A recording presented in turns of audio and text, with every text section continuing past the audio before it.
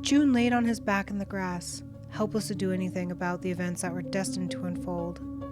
He felt his energy fading, leaving his body only to be dissipated by the toxicity of the atmosphere that had just reached him.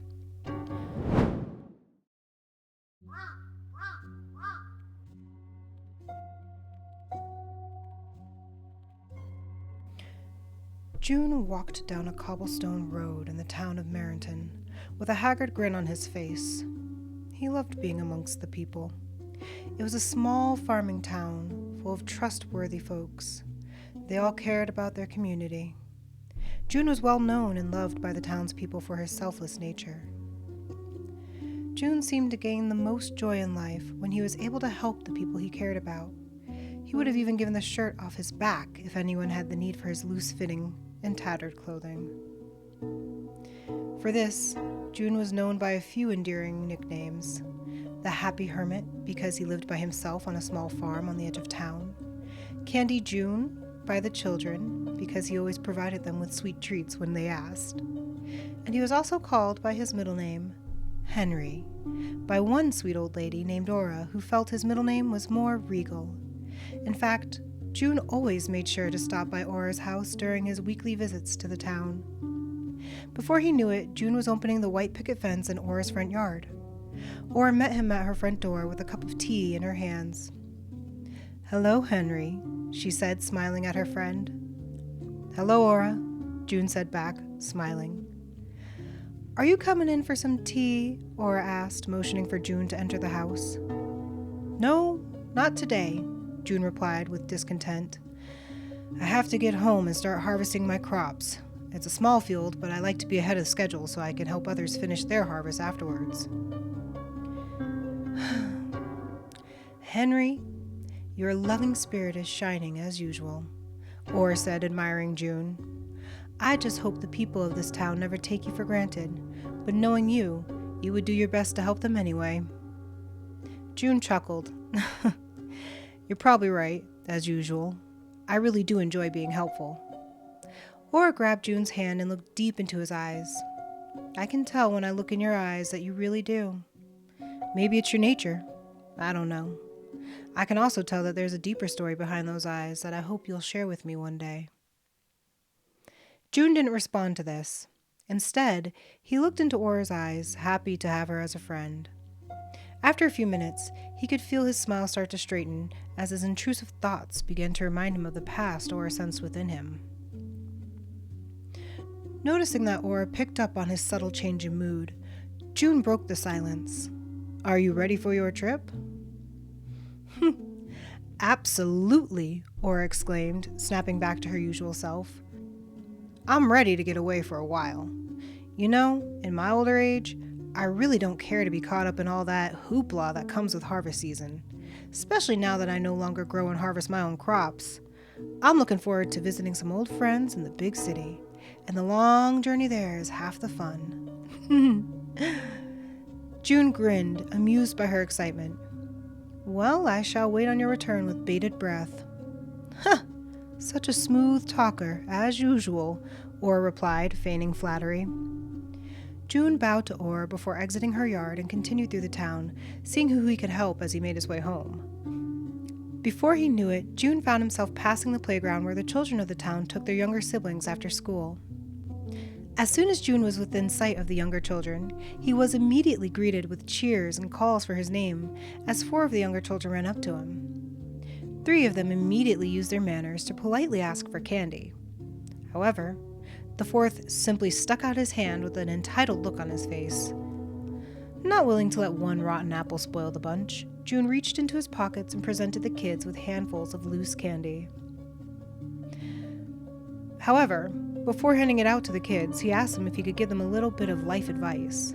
Knowing that this is how June usually is when he gives kids candy, the 3 polite children sat on the ground with their legs crossed, waiting to hear what June had to say, while the rude kid stood in defiance and crossed his arms with an entitled look, turning into a scowl. Before June could start his speech, the rude child reared back and kicked him in the shin bone, causing June to drop the candy that was in his hand and to grab his leg in pain. The rude child then ran over to his sister, grabbed her hand, and they left the park together. June, fighting through the pain, forced a smile to the polite children and told them that he was okay. He then gave the kids the advice of being polite is always free and often rewarded. June passed out the rest of the candy that he had in his pockets before limping off and heading straight home, foregoing the rest of his normal stops about town. After a long and labored walk, June made it to his home well outside the town's borders. With the sun setting behind the silhouette of the town in the distance, June was frustrated by the realization that he wouldn't have time to start harvesting his crops. He hoped that he could start with the following day, but with the way his leg felt, he was unsure if that would be possible. Making his way through his front door, he set aside the stick he used to help him walk home, and then he sat down to take a rest. He rolled up his pant leg to examine the injury. June's leg was so bruised and swollen where he was kicked that the wound ruptured during his long walk home. June slowly unraveled the makeshift tourniquet he fashioned at some point on his way home. He set aside the crimson-dyed rag and prepared some hot water to clean his wound to hopefully avoid infection. Each warm dab to the tender wound caused him to wince in pain. After enduring the cleaning, June peeled off the rest of his clothes and washed his body to prepare for bed. Thinking over the frustrating events of the day, he found a silver lining from his brief conversation with Aura. Her positive energy was often a palate cleanse when June was having a bad day. However, this time June was also thinking about how Aura sensed a deeper story behind his eyes. June decided to write Aura a letter that she would receive once she returned from her trip. He decided to tell her his truth that he had not shared with anyone else in town. To his kitchen table, he brought a pen and some paper and began to write about his troubled past. 2 months later, June had finished up harvesting his crops from a small field and had somewhat recovered from his leg injury. With excitement in his hobbled step, June set off to the town to see how he could help finish the harvests. However, when he entered the town, he noticed that the people were more frantic than usual for the harvest season. Instead of exhaustion on the faces of his beloved townfolk, he saw worry for the first time in a long time. Before June could ponder about what was going on, several of the townspeople ran up to him and begged him, asking for his help. They were all so frantic that they rapidly spoke over each other, to the point where their merged voices sounded like the cacophony of a hornet's nest that had just been kicked. They asked for a myriad of things. Some of the people asked if they could borrow June's horse and cart. Others asked if they could borrow some money from him. And others asked if June would be able to spare some of the personal crops that he grew. The last request puzzled June. Why would a town of farmers, with much bigger farms than his, ask if he could spare some of his limited crops? Eventually, June was able to slow down one of the townsfolk long enough to give him the horrifying answer to his question. While June was away harvesting and healing, the town was infested by an outbreak of bollworms that ravaged the crops of almost every farm in the vicinity. June's farm was one of the only farms not completely devastated by this ferocious act of nature. His crops only survived because he was so far and so disconnected from the other farms, and because he harvested as early as possible. The other farmers who weren't completely wiped out had begun to hoard their resources. Those lucky enough who could afford to were traveling to the nearby towns to simply buy the resources they needed. The rest of the farmers were in such a rush to secure resources that they barely even waited for June's response after asking him if he could help them with their struggles. Once they realized he wouldn't be able to, they moved on very quickly to the next opportunity. After truly comprehending how chaotic the environment was, June decided to stay around town for a while to do his best to help whoever he could. For the first couple of days, people were glad to have June help them recover and process whatever resources were not destroyed by the infestation, including milking cows that would soon go hungry because even the grass was damaged.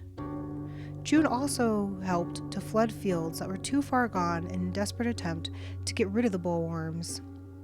As the days passed and the hunger spread, people began to become more frantic. They started, once again, asking June for his food supply, visibly upset when he regretfully said no. June did not reject the request flippantly. He did so because he knew that he did not have enough crops so that everyone could have a respectable and equal portion. It absolutely pained June to not be able to help as requested, but people didn't see it that way. Because he was the only person left with healthy fields, as small as they were, people started to call him selfish. This sentiment started as whispers soon swelled into loudly expressed frustration and accusations. While June did his best to help, all this stress afflicted him physically and mentally. He started to fall apart. A couple of his fingernails completely ripped away from the nail bed while he was repositioning some heavy farm equipment. Patches of his hair fell out after a day of applying homemade chemicals to some fields to help destroy the bollworms. June even started to look even more elderly than he did before. His once strong posture began to curl over, and he once again needed a hand-fashioned cane to move around. This limit in mobility made it harder for June to help people with their fields, leading to a decreased demand for his services and a decrease in how valuable he was in this dire situation. After a short while, June realized that he was simply in the way and decided to go back to his farm while he could still walk. At least that way he could get away from the chaos and have the peace he needed to figure out a way to help effectively. After a long journey, June made it back to his property just before the sun was to set. He was too exhausted, and his breathing was labored to the point that he felt like he was nearing his end. And indeed he was. He realized that he would no longer need his food supply for much longer. So he decided to split his resources amongst the most vulnerable families in the town. June was in desperate need of sleep, but he was afraid that he wouldn't wake from his next slumber. With this dark thought on his mind, he grabbed his notepad and headed for the grassy knoll near the front of his property to write his final communication to the world that he would soon leave behind. June sat on his favorite hill, where he put down his notepad and took a moment to admire the sunset. He closed his eyes in hopes to find tranquility for the first time in days. Unfortunately, any such hopes were dashed by a clambering emanating from just beyond June's property. June struggled to turn his body in order to find where the noise was coming from. He was able to prop himself up on a tree stump just in time to see a mob of the angry townspeople emerging onto the path that led to his property. The vitriol and frustration radiating from the mob was palpable. So palpable, in fact, that June felt physically overwhelmed before the first member of the mob ever reached him. June laid on his back in the grass, helpless to do anything about the events that were destined to unfold. He felt his energy fading, leaving his body only to be dissipated by the toxicity of the atmosphere that had just reached him. Too weak to speak and tell the mob about his intentions with his list, June just laid there and watched as the people he loved tore through his house, looting all that they could find. Most of them complained because they didn't get as much as they thought they would after splitting one man's rations amongst the many. June watched as every member of the mob stepped over his body as they left in a hurry. He closed his eyes for the last time as a lowly bullworm inched past him, heading for the once unsullied fields.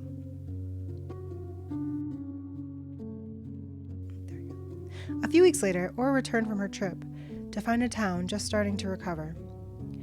She sat at her kitchen table with a cup of tea and the letter that June sent her. She had been made aware of June's fate by one of the townspeople who took part in the siege on June's property. However, this person lied and said that June simply had a heart attack on his property and was found days after. After taking a few moments to compose herself, Aura opened the letter and began to read. My dearest Aura, I hope this letter reaches you before you leave for your trip. If not, I hope you had a great journey. Either way, I can't wait to hear about your travels. I just wanted to tell you that you were right, and that there is a story behind my eyes, and I think I should no longer hide that from someone I admire so much. As you know, I am not originally from Marintown. I am actually from a very small village far away. My people are very spiritual and live by the concept that energy can be created, shared, and replenished by interacting socially. Our elders believe that life is most balanced when the actions are mutually beneficial. This is because they also believe that sharing positive energy was the fountain of youth, so to speak. where we could all live extended lives. They taught that we should all act selflessly, and that those acts should be acknowledged to complete the cycle of energy sharing. If not, the selfless person is giving out more positive energy than he receives, either getting back no energy or being ignored, or getting back negative energy, which is literally toxic to both people. Unfortunately, this way of thinking led to my village ostracizing those who exhibited any negative energy, often without the individual being allowed to state their case or atone for their actions. I was one such individual. When I was a young man, I found myself in disagreement with the grandson of one of the village elders. Our disagreement shortly became slightly more intense than it should have, and I guess you could say that our pride got the best of us in that moment. So when we parted ways in frustration, we forgot to exchange the customary pleasantries to ensure we shared positive energy. Well, with his grandfather being of such high status, the other young man convinced the village that I had wronged him with my negative energy. This was enough for the elders to decide if I should be kicked out of the village. As you can guess, that meeting didn't end in my favor. So I was sent away from my family and friends to wander the world by myself. For a while, I was bitter about my situation, and I held resentment towards those that I felt wronged me. But after several weeks of wandering aimlessly, I found myself in a town not too far from Town. I was able to convince a farmer to let me stay in his shed for the night to get away from the weather outside. He gave me a mirror and shaving supplies so I could clean myself up. When I looked in the mirror, I could barely recognize myself. I looked like I had aged many years over the past few weeks. I had heavy wrinkles in my brow, my eyes were sunken, and my hair started to gray. This is when I realized that the negative energy I was harboring really was toxic. That's when I decided to let go of the resentment because it wasn't worth my health. The day after, I stumbled into Town and found the people to be so nice that I felt the positive energy replenish me ever so slightly. That is when I decided that this is where I want to start my new life. It didn't take long before I realized that I wasn't doing helpful deeds just for the exchange of positive energy. I was truly doing them because I was grateful to find my home. Now that you know the truth, I look forward to our next face-to-face conversation, which I'm sure will start with your "I knew it" grin. Until we meet again, Henry. With tears in her eyes, Aura smiled as she put down the letter and quietly whispered to herself, "Until we meet again, my friend."